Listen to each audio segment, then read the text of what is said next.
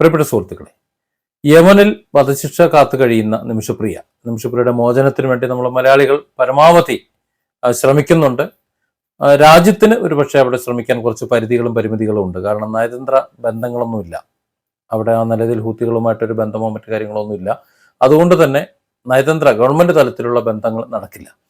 പിന്നെ സ്വകാര്യ വ്യക്തികളും ബിസിനസ് ടൈക്കൂണുകളും അല്ലാത്തവരുമായിട്ടുള്ള ബന്ധങ്ങൾ, മത നേതാക്കളുമായിട്ടുള്ള ബന്ധങ്ങളാണ് പിന്നെ നടക്കുന്നത്. അത് കഴിയുന്നതിന്റെ പരമാവധി നിമിഷപ്രിയെ രക്ഷിച്ചെടുക്കാൻ വേണ്ടി ശ്രമിക്കുന്നുമുണ്ട്. പക്ഷെ ഇവിടെ നമ്മൾ മറക്കാതിരിക്കേണ്ട ചില കാര്യങ്ങളുണ്ട്. നമ്മുടെ രാജ്യത്തെ നിയമ സംവിധാനങ്ങൾ പോലെയല്ല ഈ അറബി രാജ്യങ്ങളിലുള്ള നിയമ സംവിധാനങ്ങൾ എന്ന് പറയുന്നത്. അവിടുത്തെ പൗരനെന്നോ മറ്റു പൗരനെന്നോ ഒന്നൊന്നുമില്ല. തെറ്റ് ചെയ്താൽ ശിക്ഷ ഉറപ്പ്. പ്രത്യേകിച്ച് മയക്കുമരുന്ന് പോലെയുള്ള കാര്യങ്ങളാണെന്നുണ്ടെങ്കിൽ ഒരു രക്ഷയില്ല. കണ്ടു കഴിഞ്ഞാൽ പിടിച്ചകത്തിടും.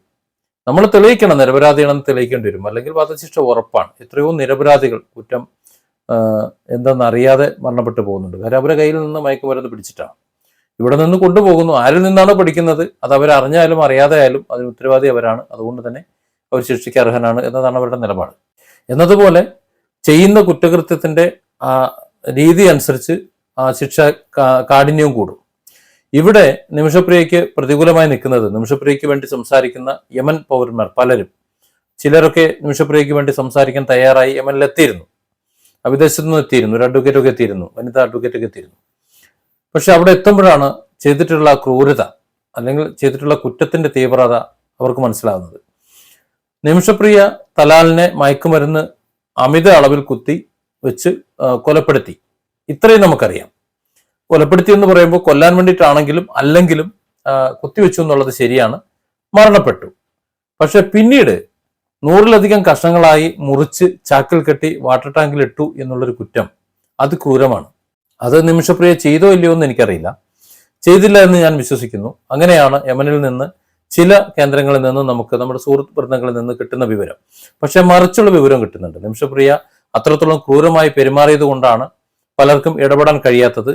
ഒരുപാട് ഇടപെടലുകൾ നടന്നു. പല ഇടപെടലുകൾ നടക്കുമ്പോൾ തലാലിന്റെ കുടുംബവുമായി സംസാരിക്കാൻ ഒരു നിവൃത്തിയുമില്ലാത്ത സാഹചര്യത്തിൽ ചെന്നെത്തുകയാണ് ചെയ്യുന്നത് എന്നാണ് പറയുന്നത്. കാരണം എന്താണ് നമ്മൾ അവരോട് പറയുക? ഒരു നിവൃത്തിയുമില്ലാതെ അമിത അളവിൽ മരുന്ന് കുത്തിവെച്ചു, മയക്കി കിടത്തി രക്ഷപ്പെടാൻ നോക്കി, അങ്ങനെ മരണപ്പെട്ടു പോയതാണ് എന്നൊക്കെ പറഞ്ഞിരുന്നെങ്കിൽ ഒരുപക്ഷെ നമുക്ക് പ്രതീക്ഷയുണ്ടായിരുന്നു. പക്ഷെ ഇത് 100-ലധികം കഷ്ണങ്ങളായി വെട്ടി നുറുക്കി ചാക്കിൽ കെട്ടി ഇട്ടുക എന്ന് പറഞ്ഞാൽ അതൊരു ക്രൂരമായ മനസ്സിന്റെ ഉടമയാണ്. അതുകൊണ്ട് തന്നെ നമുക്ക് സംസാരിക്കാൻ കഴിയുന്നില്ല. എന്തിന് അങ്ങനെ ഒരു ക്രൂരകൃത്യം ചെയ്തു? രക്ഷപ്പെട്ടാൽ പോരായിരുന്നോ? അല്ലെങ്കിൽ കൊലപ്പെടുത്തിയ ശേഷം നിയമത്തിന് കീഴടങ്ങിയാൽ പോരായിരുന്നോ? അങ്ങനെയാണെങ്കിലും മാപ്പ് വേണ്ടി സംസാരിക്കുന്ന ഒരു ചാൻസ് ഉണ്ടായിരുന്നല്ലോ. കാരണം മറ്റു രാജ്യങ്ങളെ പോലെ എല്ലാ അറബ് രാജ്യങ്ങളും നേരത്തെ പറഞ്ഞു, അവിടെ കൊല്ലപ്പെട്ടവർ അവർക്ക് വേണം, അവരുടെ ബന്ധുക്കൾക്ക് വേണമെങ്കിൽ മാപ്പ് കൊടുക്കാം. അങ്ങനെ മാപ്പ് കൊടുത്തു കഴിഞ്ഞാൽ ബാക്കിയുള്ള നടപടികൾ, തെളിവ് നശിപ്പിക്കലോ മറ്റു കാര്യങ്ങളോ ഉണ്ടെന്നുണ്ടെങ്കിൽ അതിലുള്ള ശിക്ഷ മാത്രം അനുഭവിച്ചുകൊണ്ട് വധശിക്ഷയിൽ നിന്ന് രക്ഷപ്പെട്ട് നാട്ടിലേക്ക് പോരാൻ പറ്റും. അപ്പോൾ ആ ഒരു അവസ്ഥയിലേക്ക് പോകാൻ പറ്റുമായിരുന്നു എന്നാണ് പറയുന്നത്. പക്ഷെ ഇവിടെ രണ്ട് പക്ഷമുണ്ട്. ഏതാ പക്ഷമെന്ന് നമുക്കറിയില്ല. ഈ വൈകിയ വേളയിൽ ഏതാണ് പക്ഷമെന്ന് ചിന്തിക്കാൻ തൽക്കാലം കഴിയുകയുമില്ല. ഇത്രയും കാലം ജയിലിൽ വർഷങ്ങളായി കഴിയുന്നുണ്ട്. അത് മരണം കാത്ത് കഴിയുന്നുണ്ട്. മരണം കാത്ത് കഴിയുന്ന ഒരു വ്യക്തിയുടെ മാനസിക നില ആ ഒരു അവസ്ഥയിലൂടെ കടന്നു പോകുന്നവർക്ക് അറിയാൻ പറ്റുള്ളൂ. രക്ഷപ്പെടില്ല എന്നും ഒരു ദിവസം ഒരു സുപ്രഭാതത്തിൽ തന്നെ കഴുമരത്തിലേറ്റുമെന്നും പ്രതീക്ഷിച്ച് കഴിഞ്ഞു പോകുന്ന ഒരു വ്യക്തിയുടെ ഒരു മാനസിക നില, അങ്ങനെ വർഷങ്ങൾ കഴിയേണ്ട ഒരു സാഹചര്യം ഉണ്ടാകുക. അപ്പോൾ അത്തരം ഒരു മാനസികാവസ്ഥയിലൂടെ കടന്നു പോയ സാഹചര്യത്തിൽ അറിയിക്കുന്നതിലും അധികം ശിക്ഷ മാനസികമായി നിമിഷപ്രിയ അനുഭവിച്ചിട്ടുണ്ടാകും എന്നതിന്റെ ഒരു ചിന്തയിലാണ് ഞാൻ നിമിഷപ്രിയയ്ക്ക് വേണ്ടി സംസാരിക്കുന്നത്. അതുകൊണ്ട് തന്നെയാണ് നിമിഷപ്രിയ രക്ഷപ്പെട്ട് പോരണമെന്ന് ഞാൻ കരുതുന്നത്. കാരണം ഇനി ഒരാളെ കൊല്ലാനോ അല്ലെങ്കിൽ ഒരാളെ അഭയപ്പെടുത്താനോ നിമിഷപ്രിയ തയ്യാറാകുമെന്ന് ഞാൻ കരുതുന്നില്ല. ആ കുഞ്ഞിന്റെ മാതാവായി, രക്ഷിതാവായി, നല്ലൊരു ഭാര്യയായി, നല്ലൊരു കുടുംബിനിയായി മനസ്സമാധാനത്തോടെ കഴിയാൻ മാത്രമേ അത് ആഗ്രഹിക്കൂ. വിദേശത്ത് പോലും പോകാൻ ചിന്തിക്കുന്നേ കരുതുന്നില്ല. അപ്പോൾ ആ ഒരു മാനസികാവസ്ഥയിലേക്ക് എത്തുമ്പോൾ ഒരു കുറ്റവാളിയായി ഇനി ജീവിക്കില്ല എന്ന് ഉറപ്പുണ്ടായിരിക്കെ, ഈ ഭൂമിയിൽ ഒരു ജീവിതമല്ലേ ഉള്ളൂ, അതങ്ങനെ ജീവിക്കാൻ വിടുന്നതല്ലേ നല്ലത്. അതുകൊണ്ടാണ് നിമിഷപ്രിയയ്ക്ക് വേണ്ടി പ്രാർത്ഥിക്കുന്നത്. ഏതായാലും മണിക്കൂറുകളാണ് ഇനി നിയമപരമായി അവൾക്ക് അനുവദിക്കപ്പെട്ടിട്ടുള്ളത്. ആ മണിക്കൂറുകൾ അത്ഭുതം സംഭവിക്കട്ടെ. പലരും AP അബൂക്കർ ഉസ്താദ് അടക്കമുള്ള പലരും ബന്ധപ്പെടുന്നുണ്ട്. പക്ഷെ ആരൊക്കെ ബന്ധപ്പെട്ടാലും തലാലിന്റെ വീട്ടുകാർ, തലാലിന്റെ ജ്യേഷ്ഠൻ, സഹോദരന്മാരൊക്കെ അവർ മാപ്പ് കൊടുക്കാൻ തയ്യാറാകണം. നിമിഷപ്രിയ തന്നെയാണ് തലാലിനെ വെട്ടി നുറുക്കി ടാങ്കിലിട്ടത് എന്നവർക്ക് വിശ്വസിക്കുന്നു എന്നാണ് അറിയുന്നത്. അങ്ങനെ തന്നെയാണ് അവിടെയുള്ള ജനങ്ങളും വിശ്വസിക്കുന്നത്. അവിടുത്തെ നിയമ സംവിധാനങ്ങളും അങ്ങനെ തന്നെയാണ് വിശ്വസിക്കുന്നത്.